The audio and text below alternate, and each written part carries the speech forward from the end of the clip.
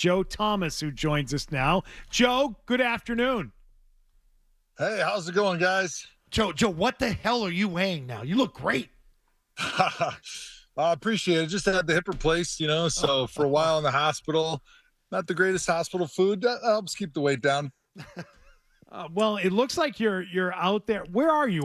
Are you at the farm? What's going on there? And by the way, get to sixspringsfarms.com. We got a Hall of Famer in Joe Thomas here. He's got Hall of Fame beef for you at sixspringsfarms.com. Where are you? Yeah, we're at the family farm here in Wisconsin. We actually just picked up a little farm near us, so I'm out here doing some field work, trying to get some new alfalfa in the ground. If you're familiar with farm work, this is kind of the crazy season where you got only 24 hours in the day and plenty more work than that to do. So trying to get her done here while the sun is shining, but always a little time to talk football. I'll never forget your draft day, Joe. I remember this because you sit there and you get excited for the draft. You watch it. You were not available because you went fishing with your dad, right? You chartered a boat. That's right. You said hell with it. I'm not available when I get picked, and he got picked on top of the draft. And can't even talk to him. He's out on the boat. Any regrets now that you were at the draft and you've seen it? You were a big part of what was going on over the weekend in Green Bay. That had to be exciting. Yeah, it was awesome. I mean, the draft when I was coming out in 2007 looked a lot different. Obviously, It was in New York City at the time. And for me, going to New York City, Radio City Music Hall, buying a suit that sounds expensive that I didn't have, hanging out with a bunch of people I didn't know, that wasn't my cup of tea. And so a day of fishing with my dad was a lot more fun. But it was really cool to be able to be at the draft in my home state. My son got to come up and announce the Browns' second round pick on Friday. And it was amazing. I mean, I think the way that they've kind of morphed the draft into this moving circus, moving entertainment show that is just so cool, because there was like 250,000 people each day standing in the parking lot at Lambeau Field. They set up a stage right outside the stadium, and people were out there because there's just so much passion for NFL football in this country. And it was it was like a show, man. It was the biggest crowd that I've ever seen in my life. I mean, I've played at Ohio State and Michigan and Penn State, all over 100,000 people. And this was more than twice as many fans out there.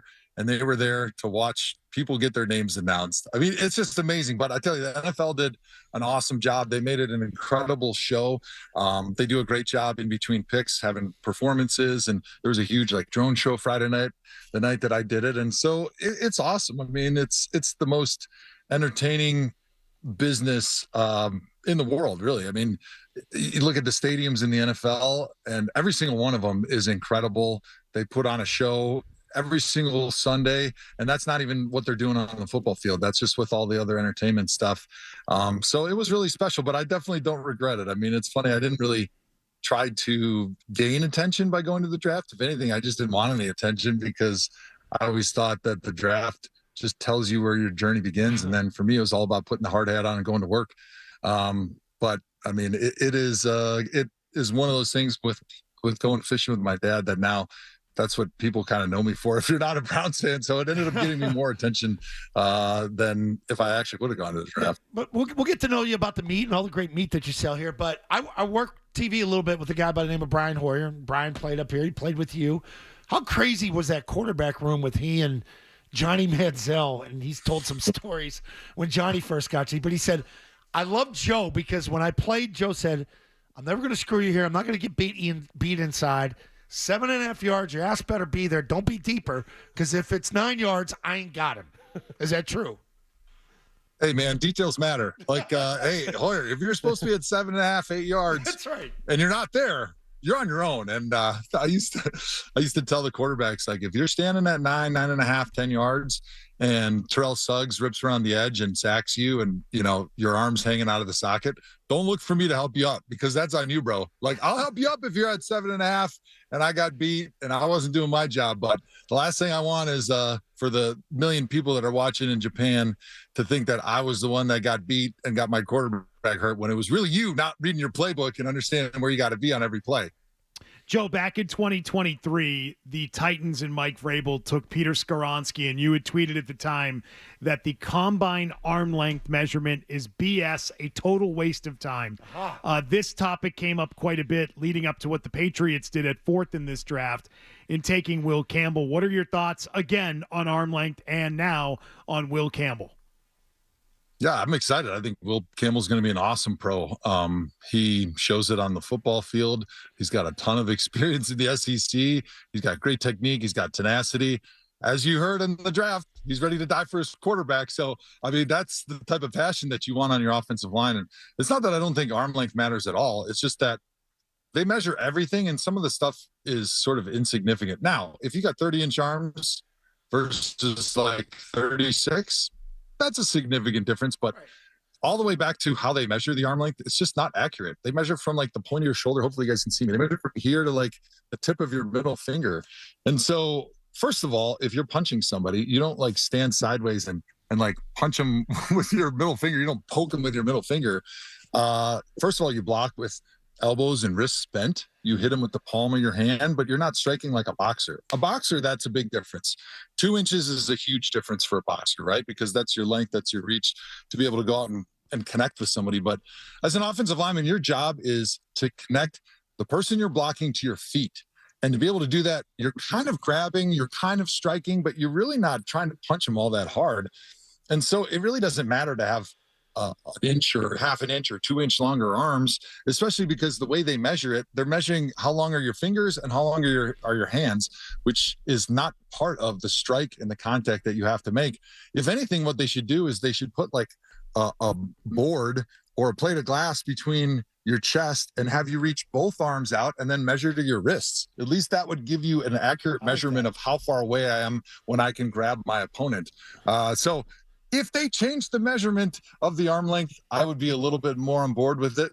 But really, it has to be a drastic difference to matter whatsoever. And so for Will Campbell, I'm so happy that he got drafted where he did, because he's going to be a great Patriot. As you can already tell by the way he's talking about his quarterback and his love for the game.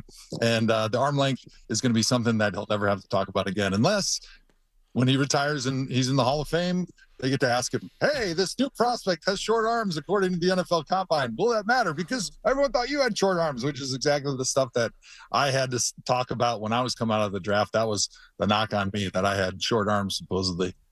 What do you think the toughest part of the transition is going to be for Will Campbell? For a left tackle coming from college, trying to start in the NFL, what's the toughest part?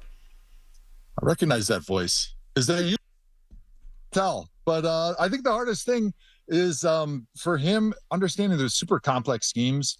And in college, like if you play a really good college player, which by the way only happens like 2 or 3 games a year in college where you're going to play a guy who's actually going to be a starter in the NFL. But when you play that guy, you play him every snap. So by snap 50, 55, he's starting to get a little tired, and you can kind of wear him out, and you kind of have a better idea of who he is as a player by the 4th quarter. But in the NFL, like they rotate, and you're going to go against, this is a news flash, the first guy you play against is a 1st-round pick and probably an All-American college. The next guy that comes in on 3rd down that all he does is rush the passer, he was probably a 1st-round pick, All-American in college. And on 1st down, you might have to block a guy who's 300 pounds. And then on 3rd down, they might trot a guy in who's 245 pounds, who runs a 4.4 or 4.5. So you got to have that flexibility to be able to handle the power guys. And then you got to be ready to handle those speed guys when it's 3rd down and you're tired and he's been sipping water on 1st and 2nd down.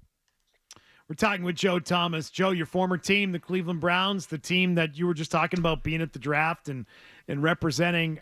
What did you make of their draft? Because it was unusual to some people.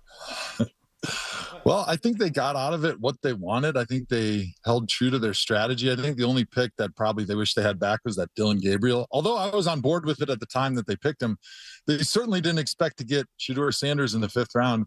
And so to draft 2 quarterbacks in a draft like that, when you already have 2 on the roster that are kind of fighting for the starting job in Joe Flacco and Kenny Pickett, and if none of these guys are your clear-cut franchise guy at the end of the season, you're probably going to draft one next year. That was all about why they traded down from the 2nd pick to the 5th pick this year to take Mason Graham. So I think because the draft changed a little bit, they ended up taken 2 quarterbacks. And so I think maybe, like I said, they want to have that back. But overall, I think you picked up some draft choices for next year to get the capital to be able to go up and get a quarterback if you need it in a draft that's a lot more rich at the quarterback position. You addressed the biggest position of need on defense with defensive lineman Mason Graham, who's got a lot of upside. I was actually just talking with one of the Michigan strength coaches this morning, and they're like, the guy is a hard worker. He plays his butt off, but like he hasn't really completely bought into the weight room side of it. And I was like, oh, that's awesome, because without a doubt, when he gets in there and there's some grizzled 10-year vet that's standing next to him, or let's say in this case, Myles Garrett, and he's like, let's go train, bro. Let's go into the weight room, go drink our protein shake and get after it. Like, he's going to say yes. And so to me, that is the easiest thing to improve on. You're not going to get a whole lot faster or quicker in the NFL. Obviously, the smarts are a big part of it, but he has a tremendous upside, in my opinion, because he's already a fantastic player, and he can only get stronger by just being around those big guys in the weight room and committing himself like so many guys do when they get to the NFL, because you just don't have as many distractions, as many other things going on that could keep you from the weight room when you get to the NFL. Joe, one of our producers, believes that anyone can be a long snapper who's got the ability to long snap. Have you ever snapped the football in that fashion? The Patriots just went through a change yesterday. Is it hard to long snap? Yes, but to me, it's like putting. Like, anybody can get better at putting if you just practice at it and you figure out the technique and you spend some time at it. Yeah, this guy's that's long snapping. Right? I love it. So anybody can go out and play mini golf, right? Yeah. Absolutely. It's like mini golf. It's no problem. Well, there's just give me some time. Yeah. T-Bone, it sounds like he's validating your take that anybody can be a long snapper. Yeah, anybody could be a long snapper. Hey, Joe, why is some of this meat sold out on the website here? You're running out of meat? You're moving through product here. We are, man. It was a big week for us. Wow. I mean, I think the problem is people taste this pasture to plate raised family farm Wisconsin beef. We got Wagyu, we got Angus, and they can't get enough of it. And unfortunately for the masses and for, my paychecks, we raise a small herd. Like most beef that you buy, it's sourced from all over the place. Right. And, it starts its life in Mexico. They ship it up to some feedlot in Nebraska. You have no idea what it's eating. But like, we meticulously raise these things. My kids feed them. They are raised on pasture from birth. We're trying to raise the best beef on planet Earth, regardless of price. We're not just trying to produce the most or make the most money. And so when people taste it, they're like, shoot, I got to get some more. And it takes like 3 years to get cattle from the moment that they're conceived till they're born until they're finished. And we do that all on my farm. We raise all the food that we feed them except for the minerals. And so it's really good stuff. But, go to sixspringsfarms.com. If you put your name in the email list or your email address, we'll email you when there's some more stuff coming out in a couple weeks. Great. And then you'll be able to get your hands on some Hall of Fame You're even beef. out of cheese right now. You're in Wisconsin. You can't run out of cheese. We're going to have to go down the street, the Meister cheese here at Muscadet, and go pick ourselves up some new cheese, because we could probably ship you some cheese, but cheese is just not the same. It's just cheese without your meat sticks. All right, Joe, we appreciate the time. We appreciate the time, man. You're great. All right, guys. Thanks for having me on. See you, man. Take care.